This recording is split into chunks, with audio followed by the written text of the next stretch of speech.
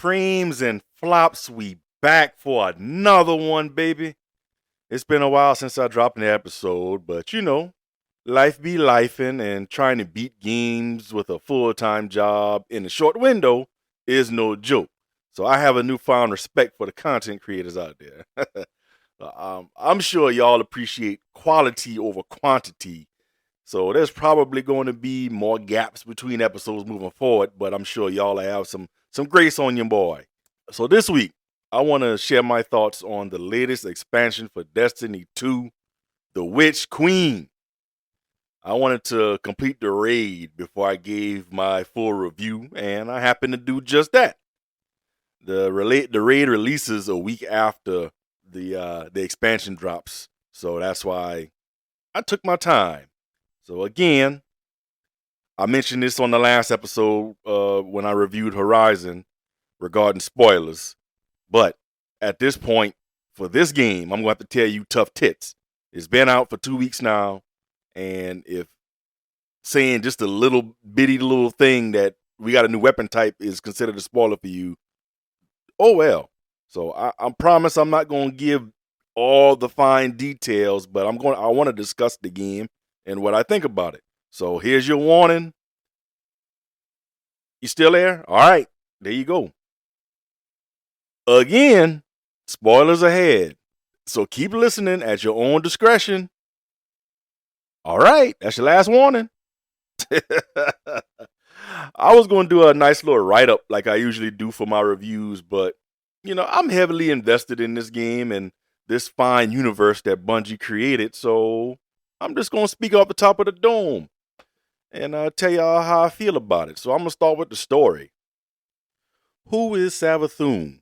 So to my fellow Guardians, I promise I'm not going to talk to y'all like kindergartners, but I do have some listeners that aren't too familiar with the story. So I'm going to give some background a little bit to Savathun, the Traveler, the Light, so they can kind of follow the story just a little bit.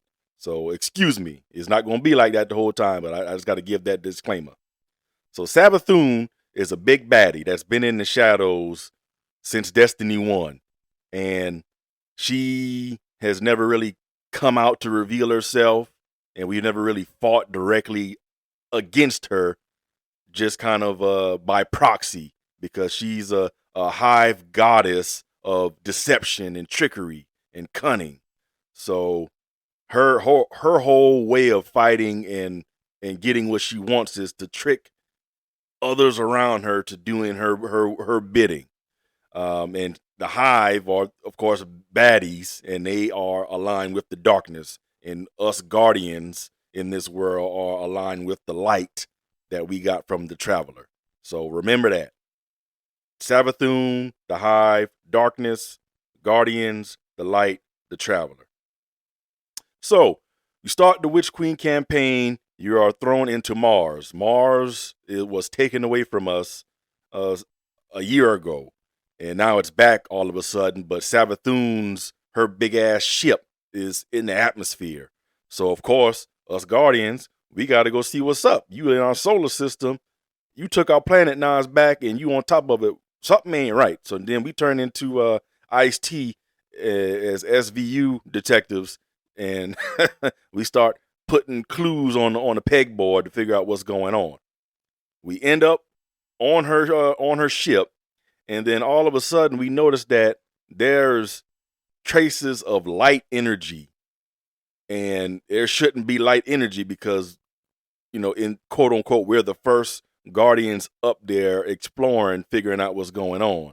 So that's already the first red flag. Hold on now, where does light come from? And then we go deeper. Then all of a sudden, it's one of the Hive Knights. This dude pops his super, his special ability, and he's going at us with light power, and that's just not right.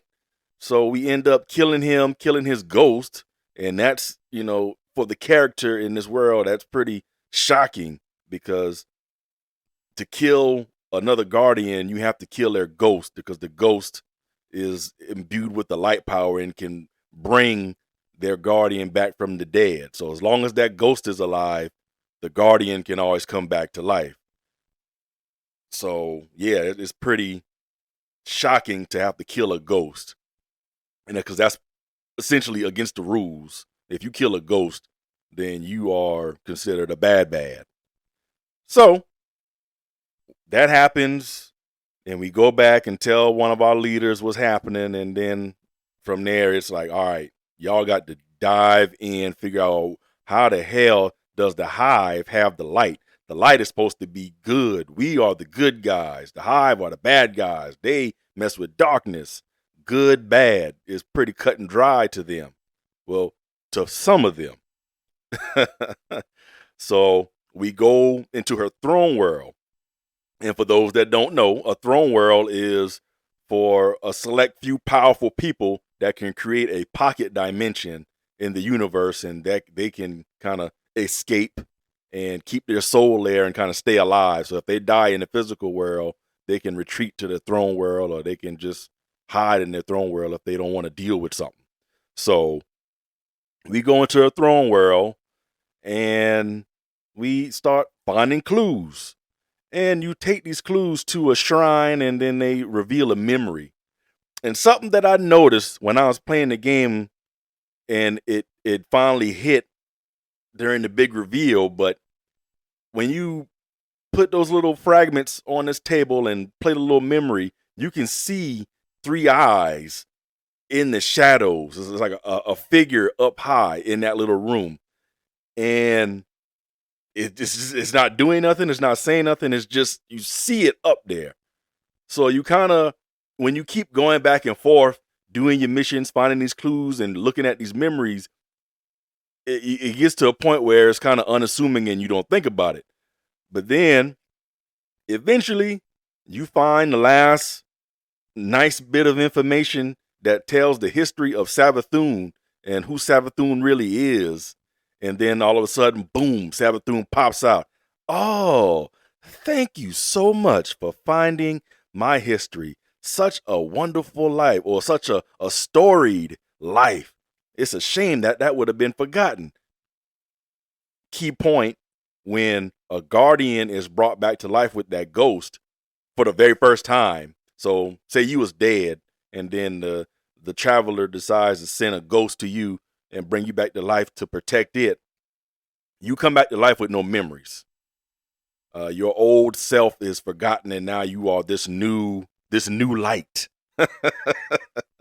So that was Savathun. Savathun didn't have her memories, but since she is the god of trickery, deception, and cunning, she planned ahead to get the light.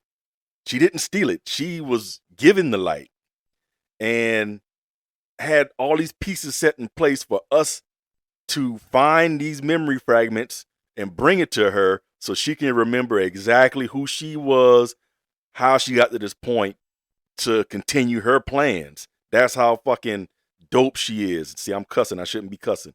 But it's a dope story for Destiny, because this really is thorough. They have been lacking in the storytelling for a long time, so this is top-notch storytelling for them. So she comes like, oh yeah, you gave me my memories, and she attacks, and we escape, but there's still some more digging to do. So we find one more fragment, and we come to find out that it's a memory that she doesn't even know. Well, she knows the memory, but she doesn't know the circumstance behind that memory.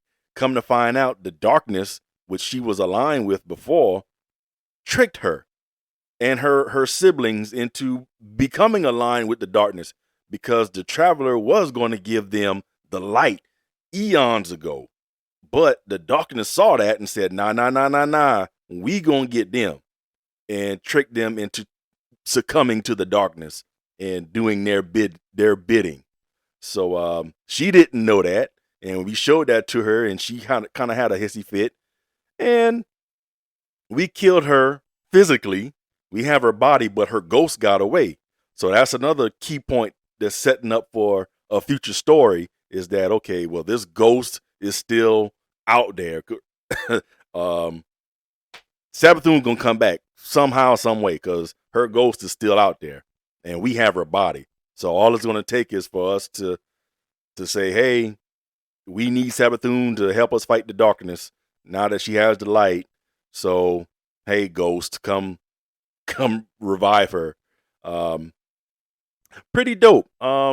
This is they stepped it up a level with the storytelling compared to how it was in the past. What else I want to mention about the story?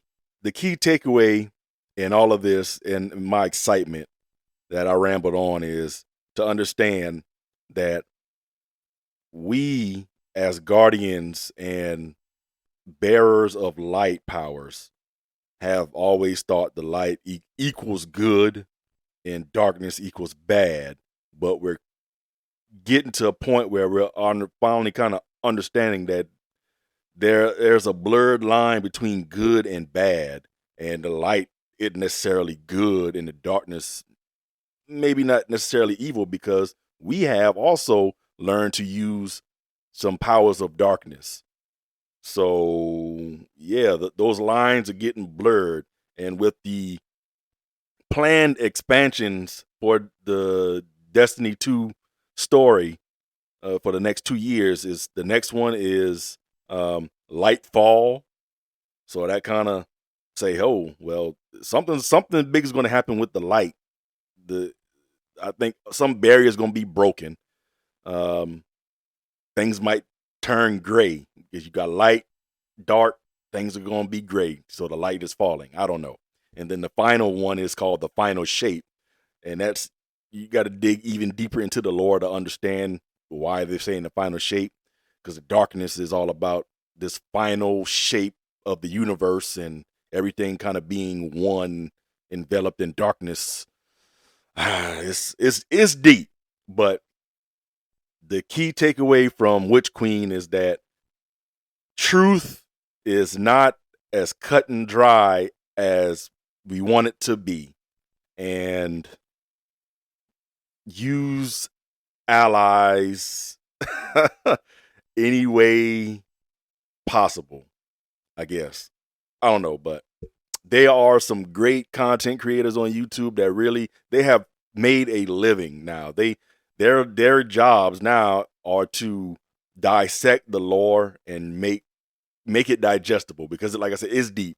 They got lore and stories buried in text inside the game, so you can look at a armor piece and then there'll be a damn 3-4 paragraphs telling a story on guns.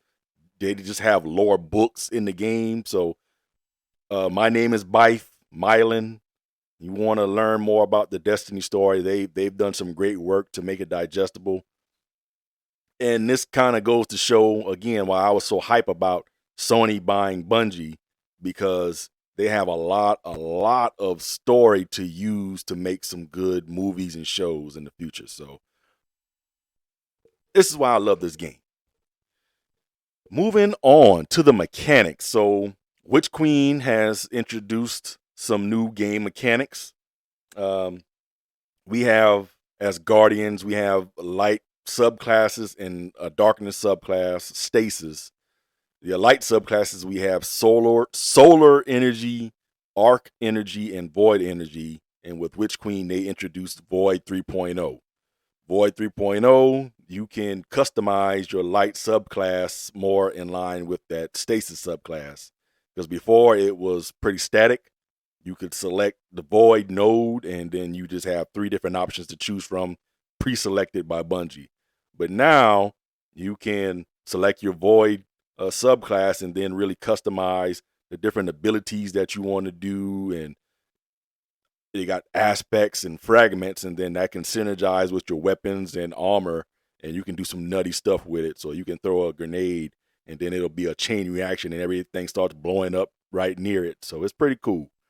I love it, and they are planning to do the arc and solar 3.0 variants this year. So that's a plus for the game. It introduced another layer of gameplay and made the game feel a little bit more refreshing to play. Excuse me. Crafting. So one of the biggest things that they hyped up, and I got hyped up about, was weapon crafting. So you can get a weapon frame and some materials, and then craft the perfect weapon for you. I was under the assumption that it would be more of, you know, you would get the gun to drop, because the game is based on what they call RNG, random number generation. So guns and armor and other things drop randomly. You don't have any control over that for the most part. Um, a gun can drop with what they call perks and rolls. So this one gun called Fatebringer, a hand cannon, or a handgun for those that don't know, like a revolver. It can roll with a barrel that can extend the range, or a perk that can increase damage after you kill something and reload, or a perk that can increase your reload speed. They got a bunch of different perks that can roll with this gun, and then the Destiny community will call something a god roll, a perfect 5 out of 5, because all the perks are perfect for the game to do whatever you want it to do. So Destiny said, well, they heard a lot of feedback of people complaining about the RNG. So they said, well, we have a weapon crafting now. So you can invest time into a gun and have the exact perks and rolls that you want. You don't have to depend on RNG anymore. Well, it's to me, it's even more RNG and more grind with what they've introduced so far. I feel like this is a beta version or a 1.0 version. It's not. I'm not interested in weapon crafting at the moment. Put it like that. I'm not incentivized to do it. The randomness of getting the frames to drop, the material caps, the cost associated with the perks. So you can get the perfect roll that you want, but it's going to cost you. Cool, that's fine. That's what a game like this is all about. But I was thinking that once you grind it up and leveled up and unlock the perks that you want, you buy it, and then it's on that gun for good. That's what I thought. They would say you invest in this gun. But no, they got it to where you said you got these two perks that you want. You spend your in-game currency to unlock it.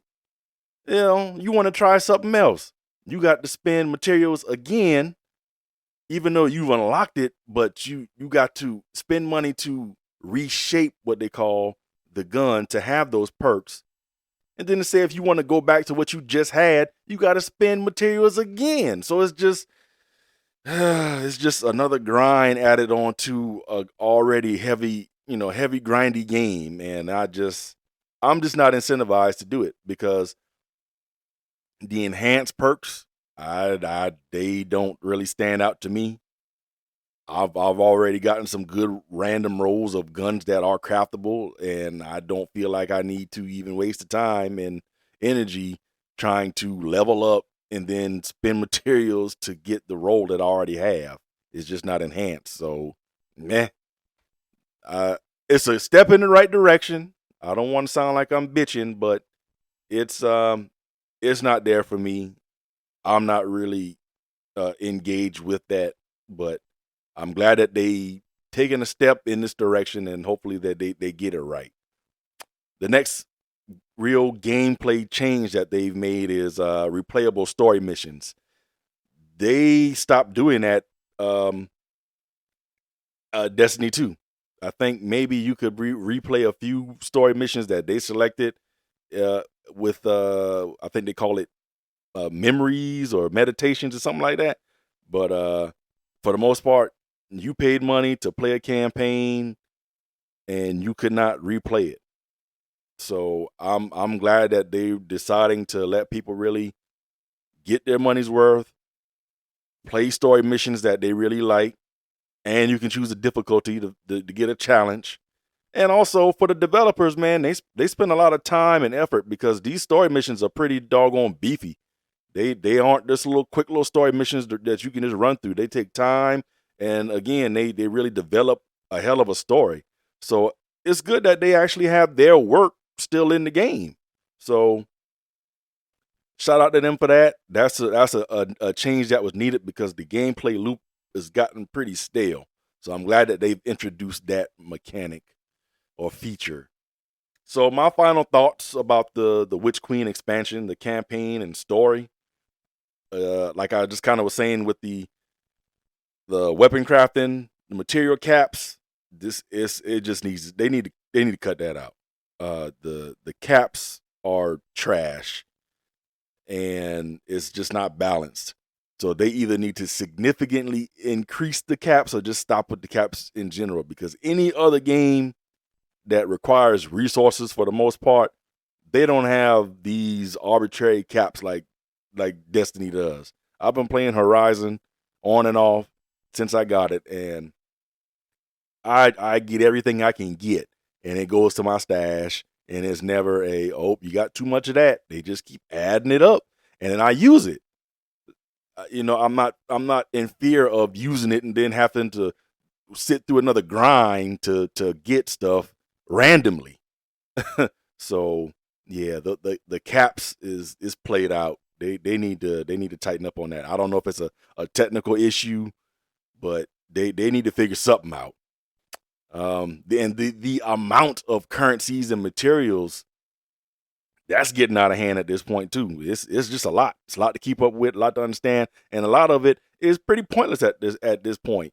They took away gunsmith materials, but shit, they could have taken away a lot of other materials and resources that just really aren't useful or needed at this point anymore. It's taking up space. Just get rid of it. It's pointless. And I'm sure you can hear my voice. I'm passionate about this game. I enjoy this game. I put a whole lot of time into it, but I still find it hard to really recommend this game to someone who's never ever played it because it's just so convoluted. It's very intricate. It's a lot of moving parts, and it can be overwhelming. And they really don't do a great job of introducing a new player to the world and the systems and how everything works. They still got a lot of work to do in that area. So if you really want to jump in and you are a Destiny virgin, it'd be best if you got carried through by a veteran player. Because if not, it's gonna be tough. I mean, anybody could, if you put some time in and you can pick up on it, but you're going to end up using a lot of outside resources that aren't in the game to try to figure out what's going on. You'll end up on YouTube, and which is cool. You end up on YouTube, Reddit, Twitter, the Destiny forums, Discord. So still hard to recommend to brand new people, but for people that have played Destiny and understand the general mechanics and systems, it's a great time to pick it back up because even if you haven't played in a long time, everyone started Witch Queen at the same playing field, so you don't have to really catch up with your power per se, but it's worth getting back into if you are familiar with it. And one other thing, kind of piggybacking off that, is once you get done with the story and the raid, for the most part, it's just more Destiny. And I don't know how I feel about that at this point. I've been having more of an itch to play Horizon than play Destiny. I played enough Destiny last week just to make sure I was prepared for the raid. But in between that time, I've been playing Horizon Forbidden West, and I'm going to be playing Gran Turismo 7. So I'm at a point where I'm playing Destiny because I'm invested, and I have a very active clan, and I want to make sure that I keep up with them to be able to help, because I feel like at this point I'm kind of I'm not a admin like a lot of the other guys, but I think I'm a leader in the clan, and I'm skilled enough to help bring in new people and help out. Help out with raids, help out with nightfalls, help out in PvP. So I want to make sure I'm always ready to go, but at the same time, I'm not I'm not fiending for playing the same strikes, playing the same Crucible maps, playing the same Gambit maps once you're done with the new stuff, because it's just the loop of strikes, PvP, Gambit. And then you got a few in-game things like your Rage and Nightfalls, your Trials of Osiris. But once the season wears down, it gets repetitive. So I don't know. And speaking of that, the PvP and Gambit, the one of the three pillars of the gameplay loop, they really need some attention. PvP, that's a whole can of worms that I don't want to spend too much time on. But a lot of people, they want it to be something that it's really not designed to be. And there's a disconnect with Bungie trying to make people happy, but at the same time, they're limited with the type of game that it is. It's not the hyper competitive game that people are going to be winning hundreds of thousands, millions of dollars playing on a competitive level. It's just not designed to be that way. It's a space shooter full of crazy guns and armor and abilities, and it's supposed to be more of an arcade fun type thing, but the Destiny community has tried to make it more than what it really is, but that's just my opinion. But I'm just tired of playing on the same maps. We've had the same maps for almost 6-7 years at this point. They've been reusing Destiny 1 maps. They've taken away a bunch of maps and given a handful back. I want something new to play on. I want a new game mode. Gambit, they made some changes to that, and I don't care for it. And golly, it's only 4 maps. It's the same 4 maps that you're playing the same, killing the same aliens on the same 4 maps over and over again. They had 6 maps. They took 2 away.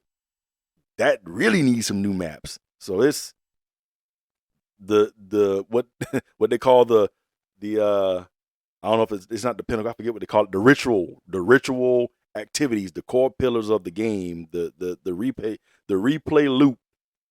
It needs some work, but the new campaign and the new season stuff, it's great. But once you're done with that, it's just more Destiny. The raid, woo! Vow of the Disciple. Now this is the first time in my life. I say my life, but the first time me being this invested in Destiny that I've decided to get myself ready and participate in what they call the day one raid race. So Bungie will give people the date a week ahead of when the raid is going to be released to everyone. The raid race, the way they release it, they have it on challenge mode, so the enemies hit harder, and you're trying to figure out these mechanics because Bungie doesn't tell you how to beat the raid. They just say, "Hey, here it is, figure it out." And raids are what are supposed to be the pinnacle activity in this game, and it's a lot of mechanics and execution that needs to be spot on for you to complete it. Compared to just the regular stuff in the game, it's a lot more intricate, a lot of teamwork involved, people communicating. So it's very hectic, especially when the enemy's hitting like freight trucks. So the goal is for one team in the world to complete the raid in 24 hours, and then they get recognized by Bungie, and they get like a wrestling championship belt and some other stuff, and they get written down in history books as the raid team that beat the new raid in 24 hours contest mode. So it's tough, and that's why I never really bothered to do it because raids are tough, and I don't I just want to have a good time. I'm not trying to be stressed out. But the clan I'm in, a lot of good people, a lot of active players, good players, and my fire team, we got pretty far. Just figuring it out. Shout out to Losh, RTL, his dad. Believe it or not, a 63-year-old man playing Destiny. That's goals. So I thought he was joking when Losh said, "Oh yeah, I got my dad ready," because we lost one of our members because we had to come back on Sunday to keep playing when it released Saturday. And he said, "Oh, my dad's ready." I thought he was joking, but he was dead ass serious. And his dad came in and he was about that action. So that's really goals for real. So Losh, RTL, Nike, Too Good, Vault, Knox. Shout out to all y'all because that was a hell of an experience. For my first time doing a blind raid on challenge mode and to get as far as we got. And then, once contest mode was taken off, we came back Monday and we beat it. So we beat the raid. We were, I think, the second group in our clan to beat it. And that's, it's pretty cool. I enjoyed that. It's a tough raid. It's a lot of symbols, what I don't care for, because you got to remember, I think it's 26, 28 symbols that are a part of the game mechanics, so you got to call out. And I can only imagine playing with different people, what different people are going to want to call these symbols. So that's a challenge in itself, and then just how you have to interact with everything in the game and take on enemies. It's tough, challenge mode aside, but it's a fun experience because it's set in one of these pyramids that are from the darkness. So we fight a disciple of the witness, and the witness is a herald of darkness. And it really reveals a lot of big time things that we thought otherwise throughout this whole time playing this game and following the story. A lot of things were revealed in this raid that I'm not going to tell, but it's dope especially for the lore and the story. There were some bugs day one, so they extended it to 48 hours instead of 24 hours. We got kicked out of the server quite a few times, and some other things happened. So Bungie said, well, since our system wasn't up to par, we'll extend the raid race another 24 hours. And of course, some people bitch about that. Oh, well, you couldn't do it in 24 hours. You don't need it. But anywho, the armor from the raid looks kind of trash, but kind of cool at the same time because it kind of moves. But the guns look dope. I got one of the guns and I like it, and I'm gonna keep playing this raid and get all the guns and armor because that's what you're supposed to do in Destiny. But Vile Disciple, if you're watching this on YouTube, you'll be seeing the gameplay of the raid by this point, and hopefully you'll see when our team finally got to teabag Rook, whatever his name is. We got him. So if you haven't played, try to get you a fire team, play it. It's dope. On to the news. Apple Showcase.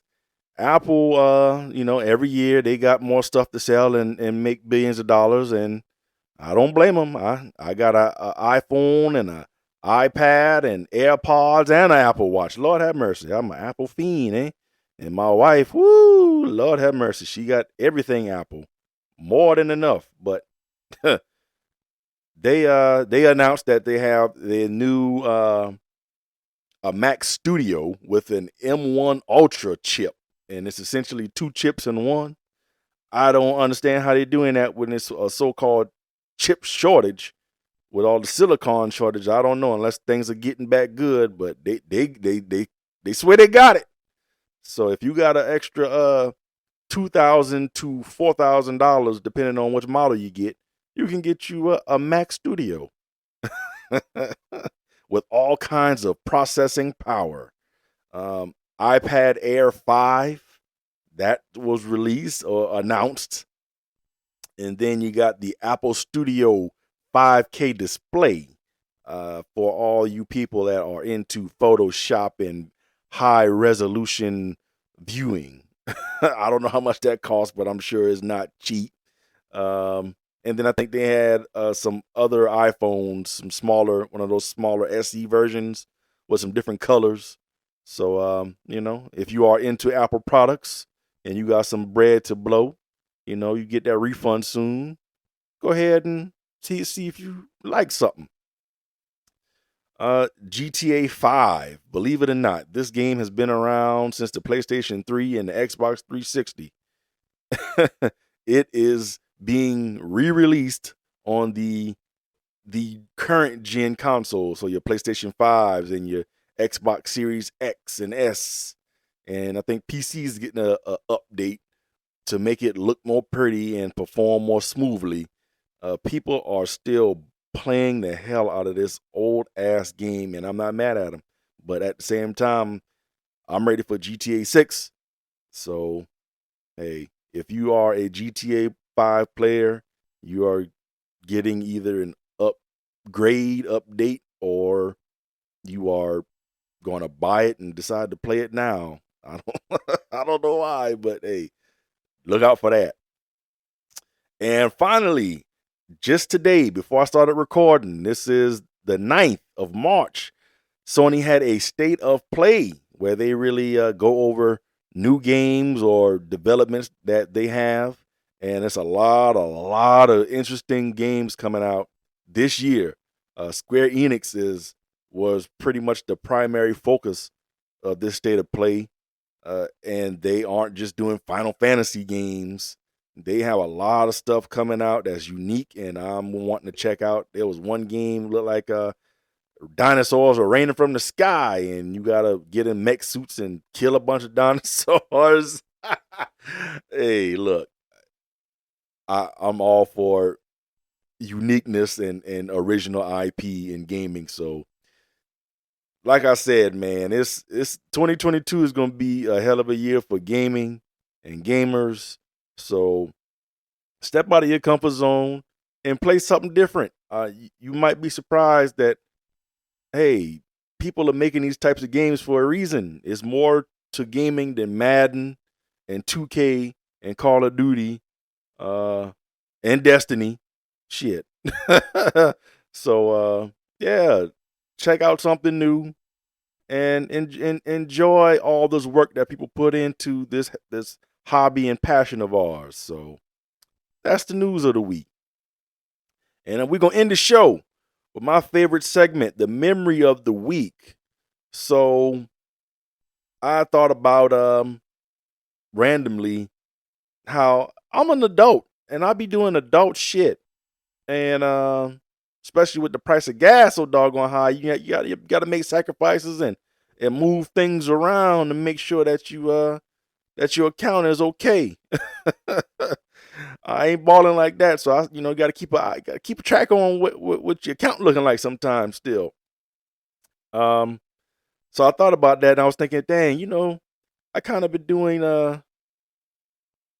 doing adult things for a while and kind of getting what I want to get for a while now. And I thought about when I first decided, well, not decided, but when I could buy my first console by myself without the help of a parent or grandparent or uncle or aunt. When was that moment when I was like, shit, I want this console, I'm gonna go buy it. And I thought about it, and this had to been maybe 2004. I was in high school, and my first job ever was working at my high school as a custodian. uh, so when I wasn't playing football or doing track, I was putting on my uniform right after school and sweeping floors and taking out trash, and it paid good. So, who else you knew in high school that can get $18 an hour for working overtime? Hey, Anywho, I bought the OG Xbox. This was, so it's around '04, '03, '04. This is the 360 was about to come out, so the OG Xbox has been out for a while, and the price was down. So I was working. I got my little check, and I went to where did I go to? I think I went to Blockbuster. I went to Blockbuster and bought um the big old Xbox with the big fat Duke controller, and I was playing NCAA, whatever it was, '05, '04. Oh man, making up teams, just playing on a TV with a fat booty. I had one of those TVs in my room that had the VCR built into it. Oh, the memories. Yeah. So since then, I didn't get help from my parents ever since. So when's the first time any of y'all bought a console, whether it be a handheld or a laptop to play games, or a PC, pre-built PC, or built your own PC with your own money, not from allowance, not going half, but from your money that you work, whether you got it legally or illegally. I don't give a damn. When you got your own money to go buy your own console, when was that first time? Tell me about it in the comments. I'd like to have that discussion. I think that'll be pretty fun. So hey, this is a little bit long episode, but this is a game that I really am passionate about and I love, and it's a lot going on. And if you ever really want to get into Destiny and try it out, holla at your boy, King Swisher 5. I will work it in to get you playing some Destiny. So again, I appreciate y'all for listening. Like, share, subscribe, tell a friend to tell a friend. Frames and Flops. We out. Thank you all for tuning in to Frames and Flops. Bye bye.